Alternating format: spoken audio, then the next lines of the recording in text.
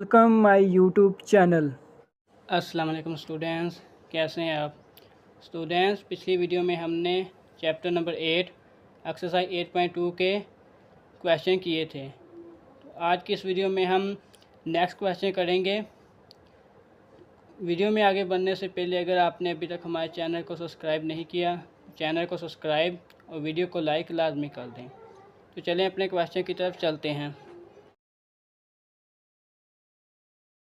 Question number 20 है, given vector A 2i minus j and vector B j plus k if vector C की magnitude is equal 12 and vector C is perpendicular to both A and B, right the component form of C. इस question में हमारे पास vector A और vector B दिया गया है और vector C की मैग्नीट्यूड भी दी गई है। हमने वेक्टर सी के कंपोनेंट फाइंड करना है, वेक्टर सी के कंपोनेंट फाइंड करने हैं, जबकि वेक्टर सी ए और बी के परपेंडिकुलर है। तो हम इसको सोल्व करेंगे। हमारे पास फाइंड है वेक्टर ए फाइंड है, वेक्टर बी भी फाइंड है और वेक्टर सी की मैग्नीट्यूड भी फाइंड है। हम वेक्टर ए और बी का क्रॉस प्रोडक्ट लेंगे, ए क्रॉस बी। क्रॉस प्रोडक्ट हम डिटर्मिनेंट से लेते हैं, तो हम लिखेंगे आई जे के। वेक्टर ए हमारे पास है 2 माइनस 1, के हमारे पास नहीं है तो उसकी जगह हम 0 लिख देंगे। वेक्टर बी हमारे पास है जे प्लस के, जे और के की वैल्यू लिख दी। आई हमारे पास नहीं है तो उसकी जगह हम 0 लिख देंगे। हमने लिखा आई। जब हम आई निकालेंगे तो हम आई वाला कॉलम नहीं लिखेंगे, जे और के की वैल्यू लिख देंगे माइनस जे। अब हम जे वाला कॉलम नहीं लिखेंगे, आई और के की वैल्यू लिख देंगे प्लस के। अब हम के वाला कॉलम छोड़ देंगे, आई और जे की वैल्यू लिख देंगे। आई हमारे पास आ गया, 1 को 1 के साथ मल्टीप्लाई किया माइनस 1, माइनस 1 0 को 1 के साथ किया 0, माइनस जे 2 1 का 2, 0 0 0 आ जाएगा माइनस 0 प्लस के 2 1 का 2, माइनस 0 को 0 से मल्टीप्लाई करेंगे तो 0 ही हमारे पास आएगा। तो आई हमारे पास आ गया माइनस 1 आई, माइनस आई ये 2 जे के साथ आ जाएगा माइनस 2 जे प्लस 2 के। ये हमारे पास ए क्रॉस बी फाइंड हो चुका है। ए क्रॉस बी हमारे पास आया minus i minus 2 j plus 2 k. अब हम ए क्रॉस बी की मैग्नीट्यूड फाइंड करेंगे, तो मैग्नीट्यूड हम लिखेंगे A cross B is equal under root i की वैल्यू माइनस 1 का स्क्वायर प्लस माइनस 2 का स्क्वायर प्लस 2 का स्क्वायर। 1 का स्क्वायर 1 ही होता है, प्लस 2 का स्क्वायर 4 और 2 का स्क्वायर 4। ये हमारे पास आ जाएगा 9 का अंडर रूट, 9 का अंडर रूट होता है 3। तो ये हमने ए क्रॉस बी की मैग्नीट्यूड भी फाइंड कर ली। जैसा कि हमें क्वेश्चन में बताया गया है, वेक्टर सी जो है वो परपेंडिकुलर टू बोथ ए और बी। वेक्टर सी ए और बी के परपेंडिकुलर हैं, तो हम इसको इस तरह लिखेंगे, vector C over vector C की magnitude is equal A cross B over A cross B की मैग्नीट्यूड। यानी हमने इधर भी vector C over vector C की मैग्नीट्यूड लिखेंगे, इक्वल भी लिखेंगे A cross B over A cross B की मैग्नीट्यूड।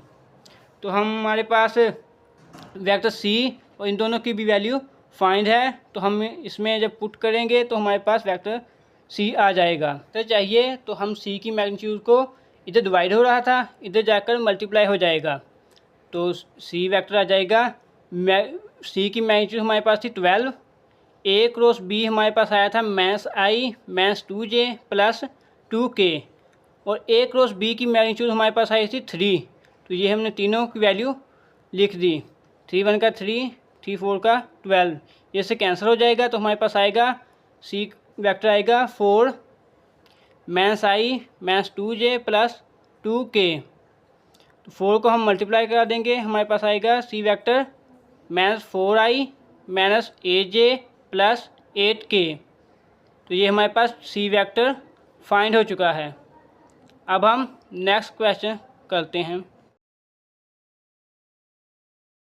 क्वेश्चन नंबर 21 है using cross product find the area of each triangle whose vertices have the following coordinate. हमने cross product इस्तेमाल करना है और ट्राइंगल का एरिया फाइंड करना है। हमारे पास ट्राइंगल के वर्टिस है 0 0 0 1 1 1 3 3 3 सॉरी 0 0 3, यानी ये एक हमारे पास ट्राइंगल है, ये इस तरह ट्राइंगल है, इसके 3 वर्टिस है ए बी सी। ए हमारे पास है 0 0 0, बी हमारे पास है 1 1 1 और सी हमारे पास है 0 0 3। ये हमने लेट किया, एक को हमने ए का नाम दिया, दूसरी को बी का और तीसरे वर्टिस को सी का नाम दे दिया। ये हमने अब इस ट्राइंगल का एरिया फाइंड करना है। हम सबसे पहले ए बी फाइंड करेंगे और ए सी फाइंड करेंगे। तो हमने निकाला ए बी। हम फाइनल में से इनिशियल माइनस करते हैं जब भी 2 वर्टिस हमारे पास हों तो फाइनल हमारे पास बी है, बी हमारे पास है 1 1 1 माइनस ए हमारे पास है 0 0 0। तो 1 को 0 से माइनस करेंगे तो हमारे पास 1 नहीं आएगा, तो ए बी हमारे पास आ जाएगा आई प्लस जे प्लस के। अब हम ए सी निकालेंगे, सी हमारे पास है 0 0 3 माइनस ए हमारे पास है 0 0 0। तो ये 0 0 से हम 0 को माइनस करेंगे तो हमारे पास 0 ही आएगा, 3 को 0 से माइनस करेंगे तो हमारे पास 3 आ जाएगा। तो ए सी हमारे पास आ जाएगा 0 आई 0 जे प्लस 3 के। अब हम ए बी वैक्टर और ए सी वैक्टर का क्रॉस प्रोडक्ट लेंगे, क्योंकि हमें क्वेश्चन में उन्होंने बताया है कि क्रॉस प्रोडक्ट लेना है, आपने क्रॉस प्रोडक्ट यूज़ करना है। तो हम क्रॉस प्रोडक्ट लेंगे ए बी क्रॉस ए सी। तो क्रॉस प्रोडक्ट हमें पता है, हम डिटर्मिनेट से लेते हैं। तो हम लिखेंगे आई जे के। ए बी हमारे पास आया था 1 1 1 और ए सी हमारे पास आया था 0 0 3। हम आई निकालेंगे, आई निकालने के लिए हम आई वाला कॉलम नहीं लिखेंगे, जे और के की वैल्यू लिखेंगे। इसी तरह बाकी जे की वैल्यू हम नहीं, जे वाला कॉलम लिखेंगे तो जे की वैल्यू नहीं लिखेंगे, प्लस के। अब हम के वाला कॉलम नहीं लिखेंगे, आई और जे की वैल्यू लिख देंगे। ये आई हमारे पास आ गया। 1 को 3 के साथ मल्टीप्लाई करेंगे 3 आएगा, 1 को 0 के साथ मल्टीप्लाई करेंगे हमारे पास 0 ही आएगा, मैथ 0 मैथ जे। 3 1 का 3 माइनस 1 को 0 के साथ करेंगे 0 आएगा, प्लस के 0 1 का 0 0 1 का 0 आ जाएगा। तो आई हमारे पास आएगा 3 आई माइनस 3 जे प्लस 0 माइनस 0 0 ही आएगा। तो के हमारे पास आ गया 0 के। ये हमारे पास वेक्टर आ गया A B cross A C vector हमारे पास आ चुका है। अब हम इसकी मैग्नीट्यूड फाइंड करेंगे। हमारे पास है ए बी क्रॉस ए सी की मैग्नीट्यूड, हमने लिखा अंडर रूट। हमारे पास वेक्टर आया था 3 माइनस 3 0, हमने लिखा 3 का स्क्वायर प्लस 3 का स्क्वायर प्लस 0। 3 का स्क्वायर 9 आ जाएगा, 3 का स्क्वायर 9 और 0 का स्क्वायर 0 ही आ जाएगा। तो ये हमारे पास 9 प्लस 9 आ जाएगा 18 का अंडर रूट। 18 को हम लिख सकते हैं 9 मल्टीप्लाई 2। 9 का अंडर रूट होता है 3 और 2 का अंडर रूट नहीं होता है, तो ये हम लिख देंगे 3 अंडर रूट 2। ये हमारे पास ए बी क्रॉस ए सी की मैग्नीट्यूड आ चुकी है। अब हम निकालेंगे area of triangle. Area of triangle का फार्मूला होता है 1/2 magnitude A B cross A C. A B हमारे पास एक वर्टिस है और ए सी भी हमारे पास एक वर्टिस है। जैसे कि ये ट्राइंगल है ना, ये हमारे पास एक वर्टिस है और ये एक वर्टिस है। जब हम इन दोनों की वैल्यू हमारे पास आ चुकी है तो हम ये, जैसे हम पिछली जमातों में पढ़ते थे, जैसे हम करते थे 1/2 लेंथ मल्टीप्लाई विड्थ। तो ये ऐसे ही है, ये एक लेंथ होगी ये एक विड्थ होगी, ऐसे समझ लें। तो ये हम A cross B A B cross A C हम लिखेंगे इसकी मैग्नीट्यूड। तो 1/2 वैसे आ जाएगा। तो ये हमारे पास ए बी क्रॉस की मैग्नीट्यूड हमारे पास आई थी 3 अंडर रूट 2, तो हम लिखेंगे 3 अंडर रूट 2। तो ये हमारे पास एरिया ऑफ ट्राइंगल आ चुका है। ये फर्स्ट पार्ट मैंने सोल्व किया है, तो बाकी जो नेक्स्ट 2 पार्ट है ना वो आप खुद करेंगे। तो ये हमारा क्वेश्चन नंबर 21 कंप्लीट हो चुका है। अब हम नेक्स्ट क्वेश्चन करेंगे। क्वेश्चन नंबर 22 है, find the area of parallelogram determined by the vectors. Vector A है i + 2j + 3k and vector B -3i - 2j + k। हमने पैरेललोग्राम का एरिया फाइंड करना है और ये दो हमारे पास वेक्टर हैं। सबसे पहले ये देखें कि पैरेललोग्राम की शेप किस तरह की होती है। हम पैरेललोग्राम की शेप इस तरह बनाते हैं।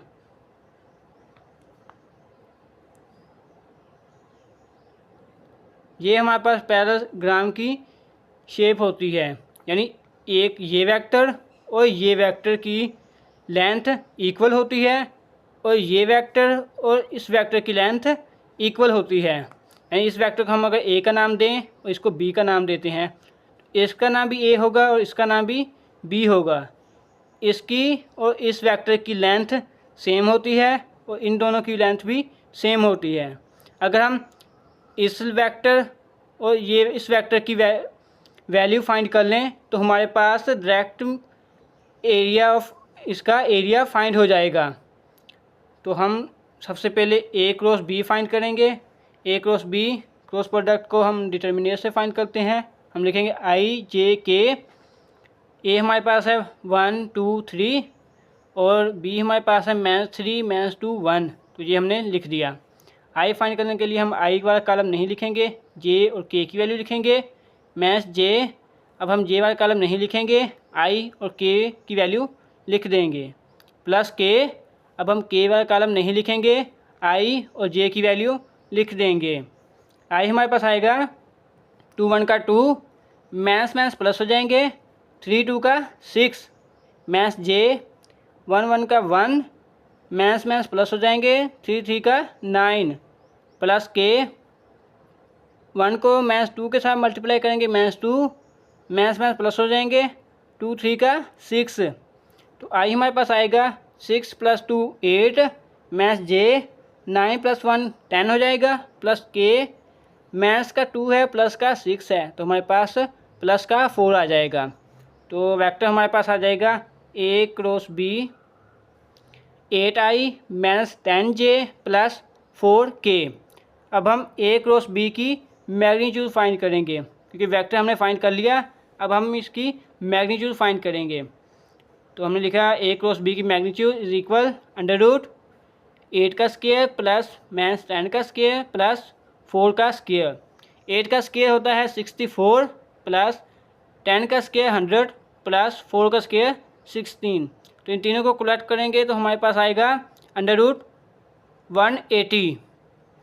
तो एरिया ऑफ पैराग्राम होगा मैग्नीट्यूड a क्रॉस b, क्योंकि मैंने पहले बताया जब हम इस वेक्टर और इस वेक्टर की वैल्यू फाइंड कर लेंगे तो हमारे पास एरिया डायरेक्ट आ जाएगा। तो हमने जब a क्रॉस b फाइंड किया तो हमारे पास आई थी वैल्यू √180। तो ये हमारे पास डायरेक्ट एरिया ऑफ पैराग्राम यानी पैराग्राम का एरिया आ चुका है। तो हम इसे लिखेंगे a cross b is equal √180। तो ये हमारा क्वेश्चन नंबर 22 भी कंप्लीट हो चुका है।